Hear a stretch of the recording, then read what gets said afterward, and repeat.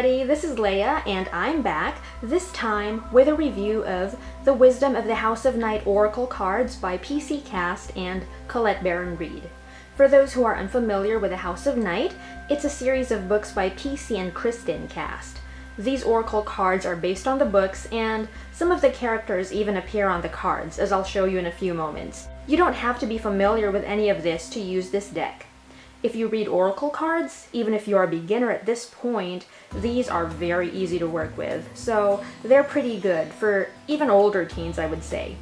Despite the angle of these cards being towards a younger audience though, I personally have found them to be helpful in offering up insights, making them great to use to add extra information in tarot readings. I have a video on that if you want to take a look at it. Or for when you want a message for the day, or even before you go to bed at night, sort of thing. If you do readings for teens, say your clientele includes older teens, these cards could be one of the options you offer to use in sessions with them. Personally, in my case, I got these cards because of Colette Baron-Reid, whose work I enjoy. In case you love her work too and haven't heard of her other Oracle decks, she has The Enchanted Map, Wisdom of the Hidden Realms, and the Wisdom of Avalon Oracle cards. Plus, I love the artwork, which is by the same artist who's worked on Colette's other Oracle decks. Her name is Jenna de la Grotalia, and I'm so sorry if I mispronounced it. And her style is digital, which you will see when we take a look at some of the cards. For now, let's start with a box. So that's it right there. And I think that overall, the packaging of these Oracle cards is very attractive. And this is what the back looks like. So it's really sturdy, which looks like it's become the new standard for Oracle cards and even some tarot cards these days. So I think that that's just great. The box size is the same as a typical Hay House Oracle card box would be. But this isn't published by Hay House though. It's published by Potter Style, which I believe is a division of Random House. And then, this is what the guidebook looks like. That's how thick it is. It runs to 127 pages, and it's got a pretty good intro, which gives a background on the cards and a little bit of the story of the House of Night. And that goes on until about page 27, I would say. And then each card has a little bit less than a page, or maybe a page at the most, worth of interpretation. And there's also a black and white reproduction of the actual card. That way, even if you have the book with you on the go, you know which card it's referring to. And as for the cards themselves, they have that really pretty silver edging.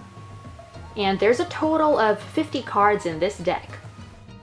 So this is what the back of the card looks like, and the texture of these cards is very glossy, so you can actually see my fingerprints on this one.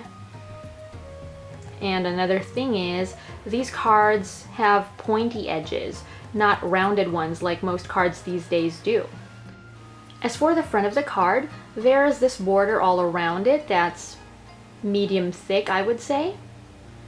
And then you can also see the code word or keyword for the card underneath.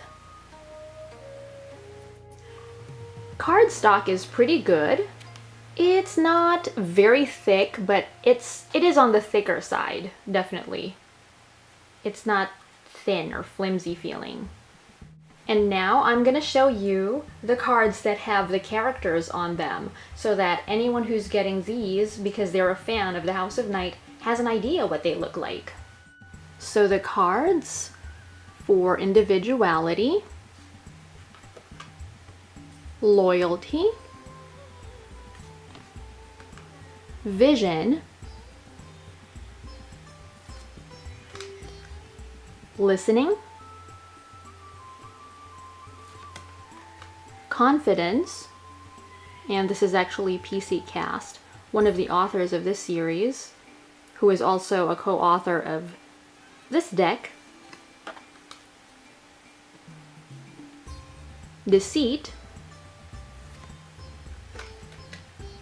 Trapped, and Choices. All these cards feature characters from the books. And now let's take a look at some of the other cards so that you can get more of an idea what the artwork is like. Here are some of my favorites.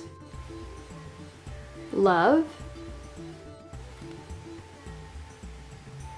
Summon, Risk, High Priestess of Water,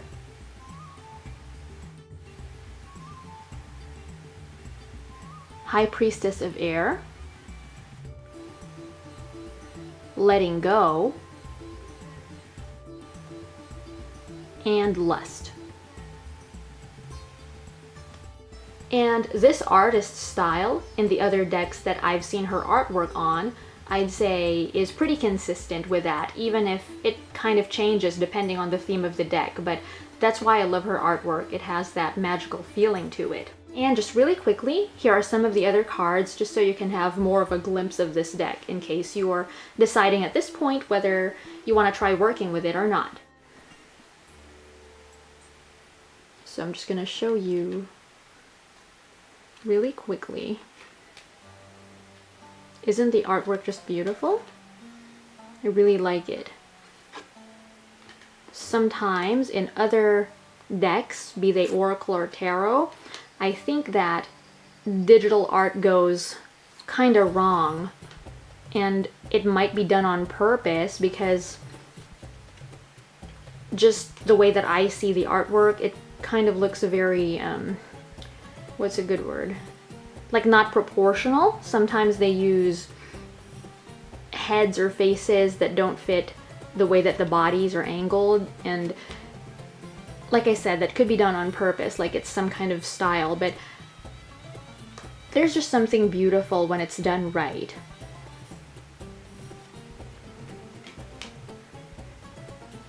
So that's it for my review of Wisdom of the House of Night Oracle cards. I hope that you enjoy this and found it useful in case you were thinking about working with this deck, or it's caught your eye but you weren't sure if you wanted to give it a shot.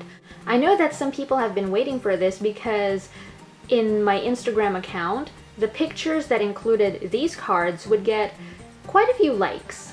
So if you're a fan of the books but have never read Oracle cards before, then who knows, maybe this may be your gateway into that journey. I'll be back with much more tutorials, reviews, special other inspiring things that I think of here and there.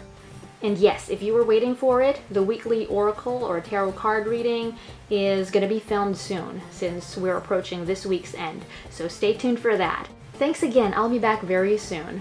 Bye for now and namaste.